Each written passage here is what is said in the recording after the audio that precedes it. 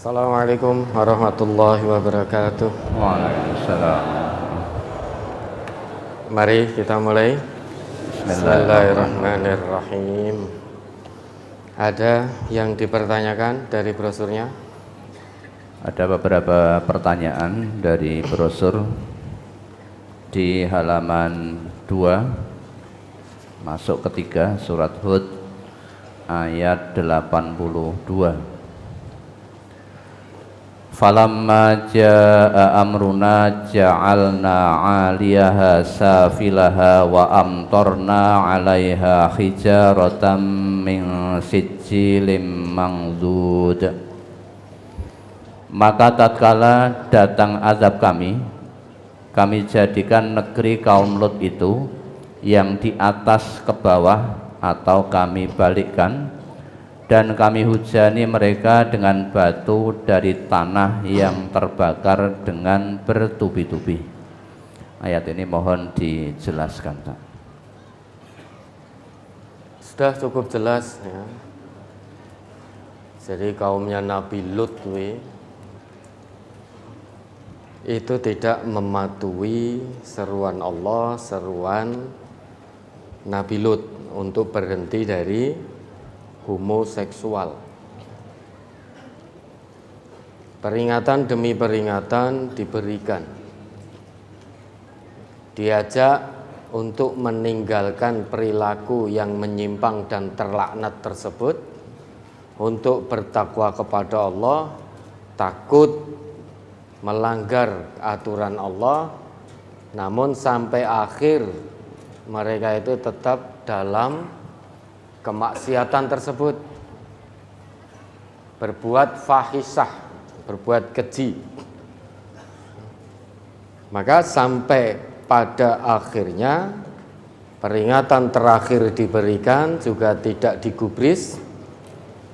Kemudian Nabi Lut diperintahkan oleh Allah melalui para malaikat agar membawa kaumnya keluar dari negeri itu menjelang subuh, karena azab yang dijanjikan untuk menghancurkan kaumnya itu datang di waktu subuh.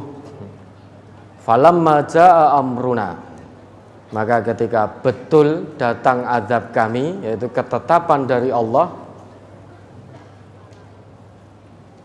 apa yang terjadi? Ja'alna 'aliyaha safilaha, maka kami jadikan negeri yang isinya kaum pendurhaka itu terbalik, yang di atas menjadi di bawah. Dalam bahasa yang kita kenal terjadi likuifaksi. Jadi apa yang di atas itu menjadi di bawah, dibalik oleh Allah sedemikian rupa. Yang di bawah menjadi di atas, sehingga hancur luluh lantak, semuanya binasa.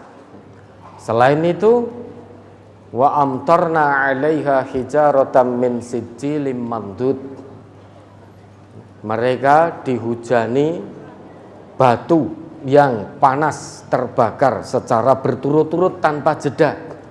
Mandud itu asal katanya itu bertumpuk, makna dasarnya bertumpuk dalam arti berturut-turut. Sudah buminya dibalik, yang di atas menjadi di bawah, yang di bawah menjadi di atas, masih dilempari batu-batu yang panas, dihujani batu-batu yang panas berturut-turut dan begitu deras tanpa henti. Baru berhenti ketika semua pendurhaka itu binasa dan negeri itu menjadi hancur luluh lantak, baru berhenti. Ya, ada lagi. Halaman 6 surat Al-Hijr ayat 76. Wa innaha labisabilim muqim, dan sesungguhnya kota itu benar-benar terletak di jalan yang masih tetap dilalui manusia. Ini maksudnya bagaimana? kota kaumnya Nabi Lut yang dibinasakan oleh Allah itu masih ada, tersisa bekas-bekasnya sebagai pelajaran bagi generasi berikutnya. Bagi para musafir atau orang yang bepergian itu bisa melalui kota ini.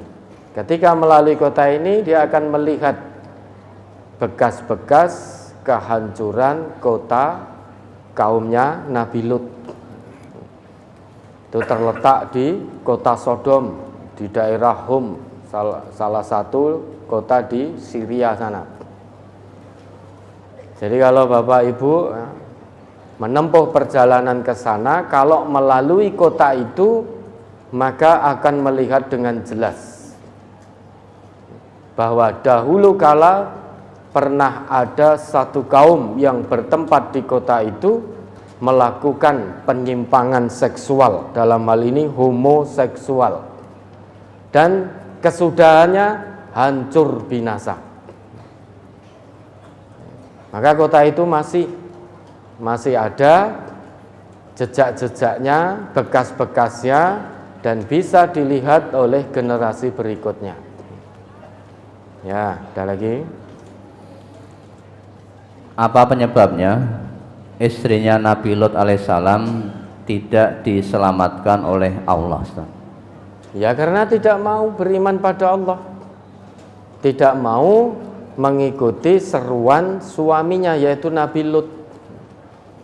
Dia tetap mendukung kaumnya itu. Bahkan ketika para malaikat utusan Allah datang kepada Nabi Lut, sebetulnya kaumnya tidak tahu dengan kedatangan para malaikat yang berwujud manusia.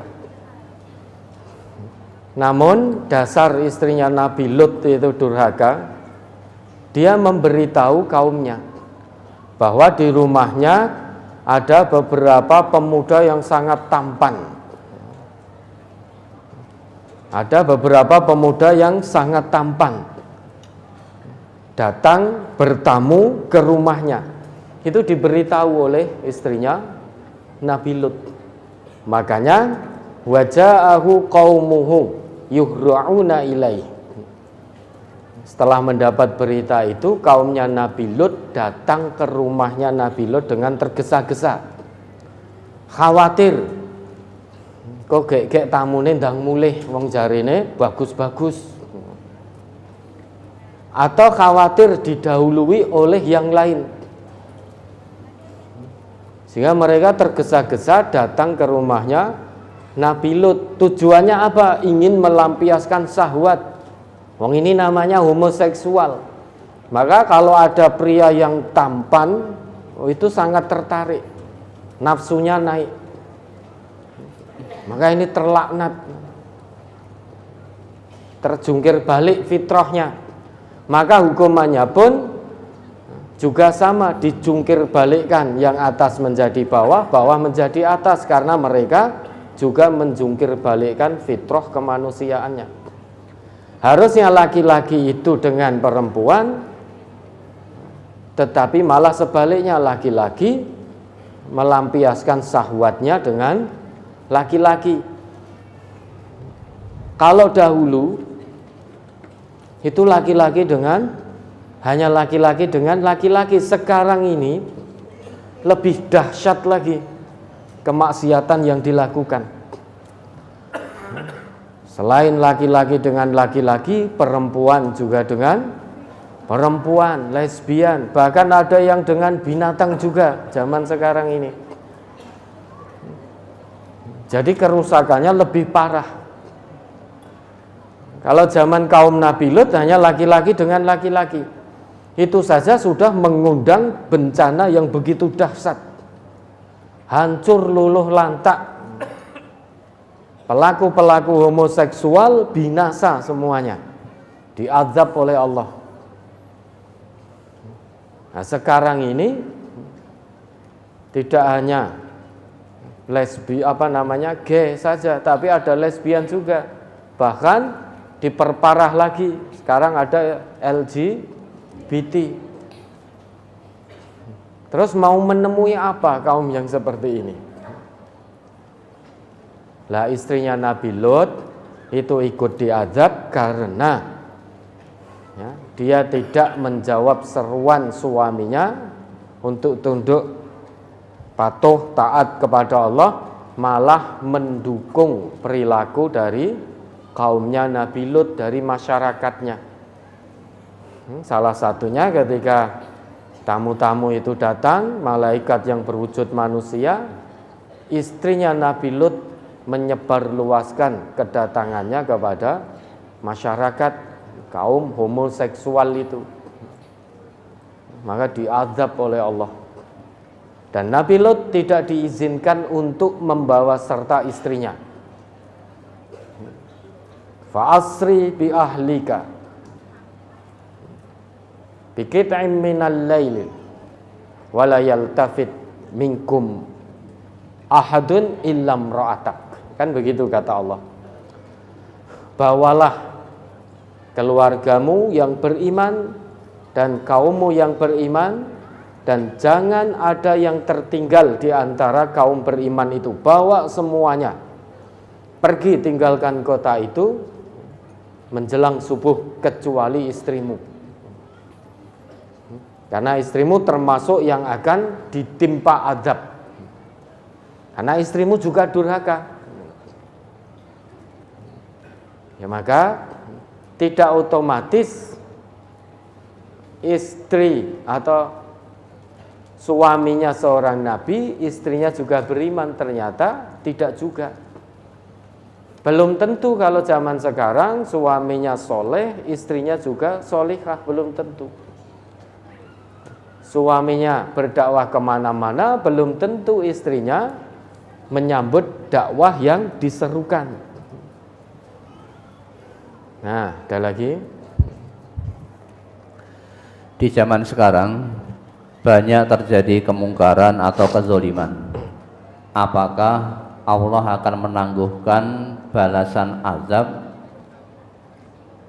atau seperti umat-umat sebelum kita langsung diazab?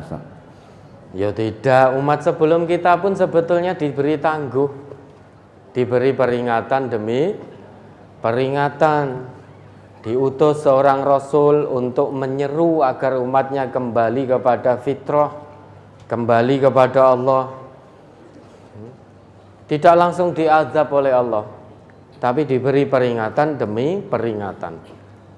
Lah kalau saat ini penyimpangan-penyimpangan yang terjadi, peringatan demi peringatan dari Allah terus diabaikan, maka sunnatullah akan berlaku. Kalau umat-umat sebelum kita berfoya-foya dalam kemaksiatan, mengabaikan datangnya peringatan-peringatan dari Allah, peringatan-peringatan dari Rasulullah, berakhir dengan tragis, binasa, maka sampai nanti hari kiamat pun umat-umat yang tidak menggubris peringatan Allah, peringatan Rasulullah dalam konteks kita yaitu peringatan Al-Quran, maka ketetapan Allah sama akan berlaku. Karena Allah tegaskan, walan tajida li sunnatillahi tabdila walan tajida li sunnatillahi tahwila. Sekali-kali kamu tidak akan mendapati ketetapan Allah mengalami perubahan dan pergantian. Kalau dulu para pendurhaka diberi peringatan tidak mau, kesudahannya binasa, diazab, ketetapan Allah seperti itu, maka sekarang sampai nanti hari kiamat, ketetapan Allah itu tetap berlaku. Bagi yang durhaka terus-terusan diberi peringatan, tidak mau, malah mengacuhkan, malah menghina yang memberi peringatan dan lain sebagainya, sehingga kemaksiatan sudah dianggap biasa, dianggap sesuatu yang normal karena sudah mendarah daging dalam masyarakat, maka tutup-tutupno ketetapan Allah akan berlaku, akan Allah kirimkan azab, binasa semuanya. Ya, dahulu kaumnya Nabi Lut itu kan sudah menganggap homoseksual sebagai sesuatu yang normal, bukan lagi penyimpangan. Bahkan secara terang-terangan itu, ketika para malaikat datang dalam wujud manusia yang tampan rupawan, kaumnya Nabi Lut sudah terang-terangan tanpa malu-malu lagi meminta kepada Nabi Lut agar menyerahkan tamunya untuk dilampiaskan syahwatnya terhadap tamu-tamu itu. Berarti kan sudah terang-terangan. Kenapa? Karena sudah mendarah daging dalam masyarakat, sehingga kemaksiatan sudah dianggap biasa, tidak lagi menjadi aib, tidak lagi menjadi tabu, dan tidak malu lagi. Kalau itu dilakukan di zaman sekarang sampai nanti hari kiamat, peringatan diabaikan, ya sudah, sunatullah berlaku, azab yang akan datang. Jadi yang mengundang azab Allah itu adalah kedurhakaan, kemaksiatan-kemaksiatan yang terus dilakukan, itulah yang akan mengundang datangnya azab Allah. Karena Allah tidak akan pernah menghancurkan satu negeri kalau penduduk negeri itu orang-orang yang muslih. Coba diingat kembali ayatnya. Surat Hud, surat ke-11 ayat 117. Wa ma kana rabbuka liyuhlikal qura bidzulmin wa ahluha muslihun. Dan Tuhanmu sekali-kali tidak akan membinasakan negeri-negeri secara zalim, sedang penduduknya orang-orang yang berbuat kebaikan. Ini janji Allah. Allah kalau sudah berjanji menetapkan sesuatu, Allah tidak akan pernah mengingkari. Dalam ayat ini Allah tegaskan, Allah tetapkan, wa ma kana rabbuka liyuhlikal qura bidzulmin wa ahluha muslihun. Dan Tuhanmu yaitu Allah tidak akan pernah menghancurkan, membinasakan negeri-negeri secara merata kalau penduduk negeri itu orang-orang yang berbuat kebaikan. Dari ayat ini dapat diambil pelajaran. Yang mengundang datangnya azab Allah itu adalah kerusakan, kemaksiatan yang terjadi di negeri itu secara merata. Dan orang-orang baiknya sudah tidak punya kekuatan lagi untuk mencegah kemungkaran dan kemaksiatan di negeri tersebut. Oleh karena itu, karena orang baiknya juga sudah tidak punya kemampuan lagi, sebagaimana Nabi Lut tadi, sudah tidak ada kemampuan lagi untuk mencegah perbuatan kaumnya, maka yang beriman diselamatkan oleh Allah, yang durhaka akan diazab habis-habisan oleh Allah. Dan ingat, jika azab Allah datang secara merata, semuanya akan kena. Para pendurhaka akan dipindahkan oleh Allah ke dalam siksaan yang lebih dahsyat. Orang-orang yang beriman dipindahkan oleh Allah menuju kebahagiaan yang hakiki. Karena keberadaannya di dunia sudah tidak sanggup lagi, tidak punya kekuatan lagi untuk menghentikan kemungkaran demi kemungkaran, kemaksiatan demi kemaksiatan yang terjadi di negeri itu. Dia yang mengundang azab Allah menurut ketetapan Allah dalam surat Hud ayat 117 ini, mafhum mukhalafahnya, yang mengundang azab Allah adalah kemaksiatan yang terus-menerus dilakukan di negeri itu. Dan negerinya bisa di mana saja. Bisa di mana saja. Bisa terjadi di wilayah manapun, di negara manapun. Ya, ada lagi. Banyak sekali bencana di Indonesia akhir-akhir ini karena gempa bumi, banjir, gunung meletus, dan lain-lain. Yang ingin saya tanyakan, ketika kita sebagai umat Islam atau Muslim berada pada posisi sholat atau beribadah, mendapati gempa bumi atau bencana alam lainnya, bagaimana sikap kita sebagai umat Islam yang taat kepada Allah? Apakah kita tetap melanjutkan sholat atau ibadah kita, atau kita berikhtiar menyelamatkan diri? Bagaimana seharusnya sikap kita sesuai dengan petunjuk Al-Quran? Boleh.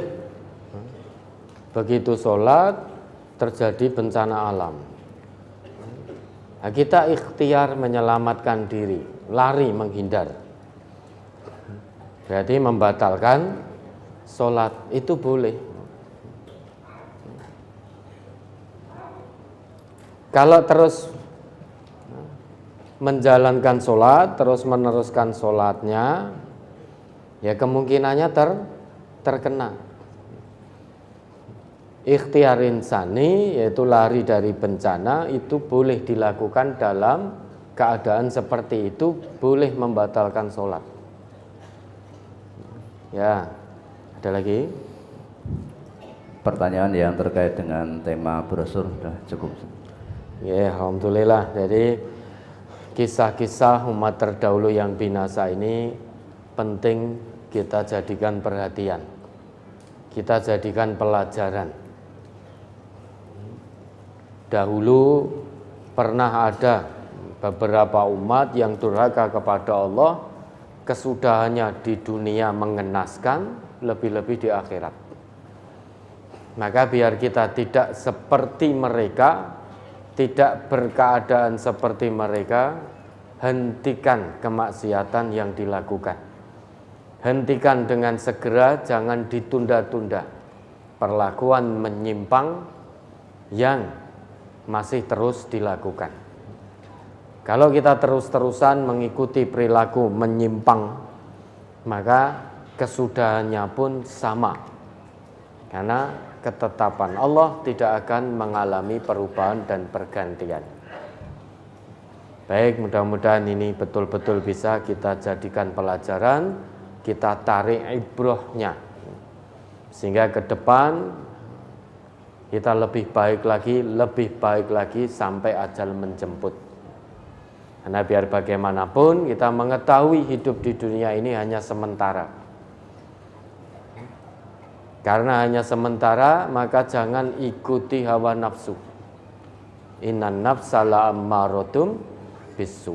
Karena mengikuti hawa nafsu berarti secara perlahan namun pasti menuju jurang kehancuran, meniti jalan kesengsaraan.